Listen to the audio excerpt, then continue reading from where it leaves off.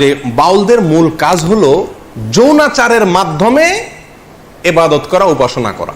কিরকম যৌনাচারের মাধ্যমে ইবাদত করা, উপাসনা করা? বাউলদের সমস্ত কর্মকাণ্ড হলো দেহ কেন্দ্রিক, নিজের দেহ কেন্দ্রিক। মাথা থেকে পা পর্যন্ত যে দেহটা আছে না, এই দেহটা নিয়েই সমস্ত ইবাদত বন্দেগী। মসজিদ না, মাদ্রাসা না, কোরআন না, হাদিস না, হজ না, জাকাত না, রোজা না, নামাজ না, কিচ্ছু না। সমস্ত ইবাদত বন্দেগী, সমস্ত সাধনা, সমস্ত ইবাদত উপাসনা সবকিছু হলো এই দেহকে কেন্দ্র করে। কথা বুঝে আসছে? এবং তারা বলে যে দেহই হলো পরম সম্পদ, আর দেহেই সৃষ্টিকর্তা আছে। দেহেই কি আছে? সৃষ্টিকর্তা আছে। ডক্টর আহমদ শরীফের হুবহু তার ভাষা হলো এরকম, কামাচার বা মিথুনাত্মক যোগ সাধনাই হলো বাউল পদ্ধতি।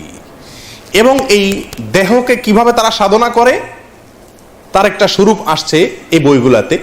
যেমন বাউলরা আপনার তাদের একাধিক সেবা দাসী থাকে, কম বয়সী মেয়ে থাকে, এবং প্রত্যেক বাউলদেরই কমপক্ষে একজন সাধন সঙ্গিনী থাকে, মহিলা, যার সঙ্গে বিয়ে হওয়া জরুরি না, আরেকজনের বউ হতে পারে। আমি বলতেছি না, তাদের বই পুস্তকের কথা। পরকীয়া তাদের ধর্মে বৈধ, গাঁজা পান করা তাদের সাধনায় বৈধ। তো এই বাউলরা তাদের সাধনার পদ্ধতি হলো, একজন ব্যক্তি পুরুষে সাধনা করে, তার জন্য একটা মহিলা লাগে। এবং তারা মনে করে এই সাধনাটা কখন হয়? যখন এই পুরুষ এবং মহিলা ব্যভিচারে লিপ্ত হয় এবং তাদের অর্গাজম হয়, ঠিক ওই সময় নাকি সৃষ্টিকর্তা হাজির হয়ে যায়। বুঝে আসছে কথা? বাস, যত বেশি এটা করতে পারবে তত বেশি সে কি পারবে, সে সাধনা করতে করতে একেবারে সফল হয়ে যাবে। সিদ্ধ পুরুষ বলে তারা, সফল পুরুষ হয়ে যেতে পারবে যত বেশি সে এই যৌনাচার করতে পারবে এবং দেহ নিয়ে তথাকথিত সাধনা করতে পারবে। বাউলদের অনেক গান আছে যে গানের অর্থ আমরা জানি না। এদের একটা রহস্যের বিষয় হলো, এরা বলে একটা, উদ্দেশ্য না আরেকটা। আরবিতে এটাকে ইস্তেআরা বলে। বুঝে আসছে কথা? শব্দ বলে একটা, উদ্দেশ্য আরেকটা, খুব কৌশলে। সাধারণ পাবলিক বুঝতে পারে না। অনেক গান আছে আমরা এটাকে আধ্যাত্মিক মনে করি, অনেকে খুব গাই, টেলিভিশনে প্রচার হয়, আমরাও খুব গাই অনেকে, কিন্তু জানি না এই গানের অর্থ কি। তার ভিতরে এক দুটো আপনাদের দেখাচ্ছি। বাড়ির পাশে আরশি নগর, সেটা এক পড়শি বসত করে, আমি একদিনও না দেখিলাম তারে। এই গান শুনছেন আপনারা? এই গান সম্পর্কে বাংলাদেশের বাউল বইতে আমার কথা হলে বলতেন যে আপনি মৌলবী মানুষ, আপনি তাদের বিরুদ্ধে বলবেন। আমার কথা না, বাংলাদেশে কোনো মৌলবীর কথা না, বাউলদের মানে পৃষ্ঠপোষক বলা যেতে পারে লালন একাডেমির পরিচালক ডক্টর চৌধুরী তার বাংলাদেশের বাউল বইতে বলতেছেন যে এই গানটাকে আমাদের দেশে মানুষ অনেক উচ্চ মার্গের আধ্যাত্মিক গান মনে করলেও এই গানে যা বলা আছে সেটা নিছক যৌনতা, যৌনতার বিভিন্ন কথাকে ইশারা ইঙ্গিতে বোঝানো হয়েছে। কথা আমার না, কথা ডক্টর চৌধুরীর। এবং 368 থেকে 369 নম্বর পৃষ্ঠায় এই গানের বিশ্লেষণ সেই বইতে আছে, কেউ দেখে নিতে পারেন। আচ্ছা, লালনের আরো বহু গান আছে, মানে আমি প্রায় সবগুলো কবিতা পড়ার চেষ্টা করছি আজ অনেক দিন থেকে, প্রায় 1.5 বছর থেকে চেষ্টা করতেছি নিয়ে পড়াশোনা করতে। তো যতগুলো গান আমার চোখে পড়ছে, যতগুলো কবিতা চোখে পড়ছে, তার বেশিরভাগ কবিতার সার মর্ম হলো যৌনতা, কিভাবে যৌনতা করবে, কিভাবে সাধন করবে, এগুলা পদ্ধতি। বাস। আরেকটা কবিতা শুনেন, আমি কি সন্ধানে যাই সেখানে, মনের মানুষ যেখানে, আধার গড়ে জ্বলছে বাতি দিবারাতি নাই সেখানে, যেতে পথে কাম নদীতে। যারা বাংলা বুঝেন তাদেরকে ব্যাখ্যা করার দরকার নাই, কাম শব্দের অর্থ জানেন আপনারা শুদ্ধ বাংলায়?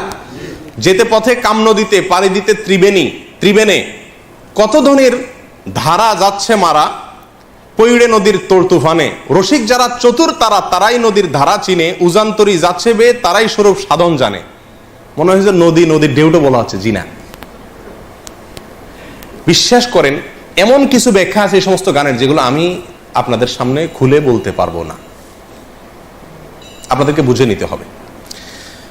আরেকটা গান আছে খুব জনপ্রিয়, আফসোসের বিষয়, বাংলাদেশের ক্লাস 9-এর শিক্ষার্থীদেরকে পড়ানো হয়, সিলেবাসের অন্তর্ভুক্ত। এই গানটা আমরা অনেকেই জানি এবং বলি নিজেরা। সেটা কি? সময় গেলে সাধন হবে না। এই গানটা জানেন আপনারা?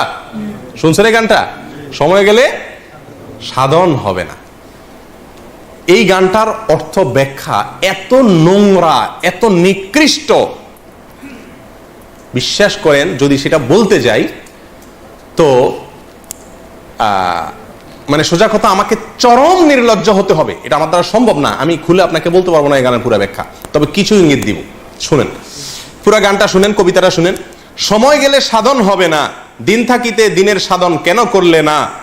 জানো না মন খালে বিলে মিন থাকে না জল শুকালে, কি হয় তারে বাদল দিলে শুকনা নদীর মোহনা, অসময়ে কৃষি করে মিশামিশি খেটে মরে, গাছ যদি হয় বীজের জোরে তবুও ফল তো ধরে না।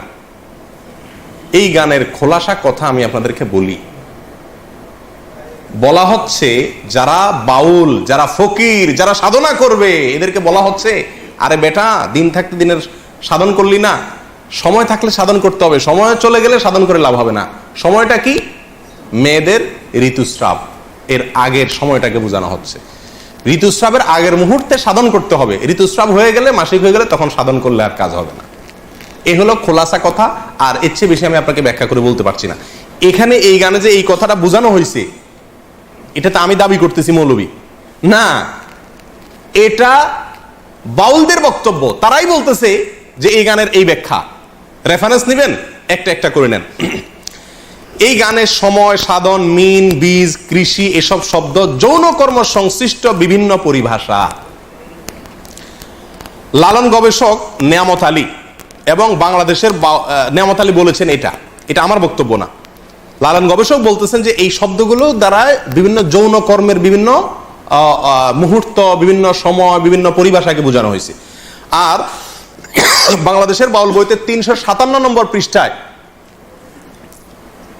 এই একই কথা বলা হয়েছে যে এই গানটা অনেকে মনে করে আধ্যাত্মিক গান, সময় গেলে সাধন হবে না, মানে আল্লাহর যাওয়ার জন্য এবার বন্দি করতে বলতেছে না, এখানে সেক্স করতে বলতেছে, যৌনচার করতে বলা হচ্ছে, জেনা করতে বলা হচ্ছে, এবং তার সময় বলা হচ্ছে কখন করতে হবে কখন করা যাবে না। আর এটাই খুব পরম, এটা ক্লাস 9 বাচ্চাদেরকে পড়ানো হয় আমাদের দেশে। এবং বাউল লালন পরিভাষা নামে একটা বই আছে, এই বইয়ের 80 নম্বর পৃষ্ঠায় এই গানের একই ব্যাখ্যা করা হয়েছে যে এটা পুরাটা যৌনতার কথা, কিন্তু আমরা সাধারণ মানুষ হয়তো জানিও না। আসেন সামনে। বাউল সাধনা সম্পর্কে আমাকে মাফ করবেন, এমন কিছু কর্মকাণ্ড তাদের আছে যেগুলো আমি না বললে আপনারা বুঝবেন না, বলতে হবে, আমাকে একটু বেহায়া হতে হবে।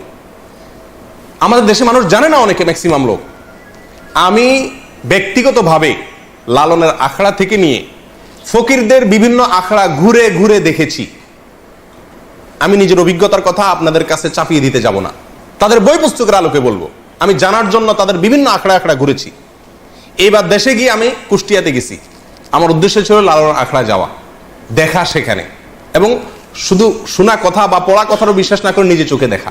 তাদের আখড়া যদি কেউ যেয়ে থাকেন, ফকিরদের তারা তথাকথিত জিকির করে যেগুলাতে, এগুলোতে আপনারা দেখবেন পুরুষের সাথে একজন নারী লাগে, অন্ধকার হইতে হয়, এবং গাঁজা তো প্রয়োজনই হয়, এবং বাকি কি কাজগুলো হয় সেগুলো বই থেকে শুনেন, আমার অভিজ্ঞতা থেকে না শুনে। দেখুন, বাউল ধর্মে পরকীয়া প্রেম জায়েজ আছে। আল্লাহর কসম, আমি নিজে যাচাই করে যশোরের এক গ্রামে গিয়ে সন্ধান পাইছি যে এখানে, এমনি অন্য কাজে গেছি, পরে শুনছি যে এখানে আপনার ফকিরদের আখড়া আছে। তো আমি দেখতে গেছি, একদিন না কয়েকদিন, পরে জানতে পারছি যে এক মহিলা আছে, তার স্বামীও আছে, কিন্তু সবাই জানে এই মহিলা সারাদিনই জেনা করে তার ওই সাধন সঙ্গীর সাথে, বাউলদের সাথে। এবং কোন কোন মহিলার তো সংসার শেষ, আবার অনেক পুরুষও করে যারা বাউল। এটা তাদের ধর্মের গুরুত্বপূর্ণ কাজ, জেনা করা, সারাদিন জেনাটাই ইবাদত বাস। এবং জেনার মানে মূল মুহূর্ত যেটা, সেই মুহূর্তেই নাকি স্রষ্টা হাজির হয়ে যায়। প্রিয়দিনী ভাইরা, বাউলরা মনে করে, আপনারা হয়তো অনেকে প্রথম শুনছেন, শুনে রাখেন, বাউলদের দৃষ্টিতে মানুষের শরীরের বিভিন্ন রোগ বালাই বার হওয়ার জন্য একটা বিরাট বড় ওষুধ হলো মেয়েদের রস পান করা। রস বুঝেন কি? না, রজ বলতে দুইটা জিনিস। এক হলো কুমারী মেয়ের প্রথম মাসিকের রক্ত, আরেকটা হলো পুরুষদের যেরকম উত্তেজনার কারণে বীর্য বের হয়, মেয়েদের যে পদার্থটা আসে এটাকে রজ বলে। এই রজ, এটা পান করলে কোনো রোগ বালাই শরীরে থাকে না, এটা বাউলদের বিশ্বাস। আরো শুনবেন, তারা বলে রোগ থেকে মুক্ত হওয়ার জন্য, বিভিন্ন রোগ থেকে, বড় বালা মুসিবত, অসুখ বিসুখ থেকে ভালো হওয়ার জন্য নিজের মুখ এবং মেয়েদের স্তনের দুধ পান করলে রোগ ভালো হয়।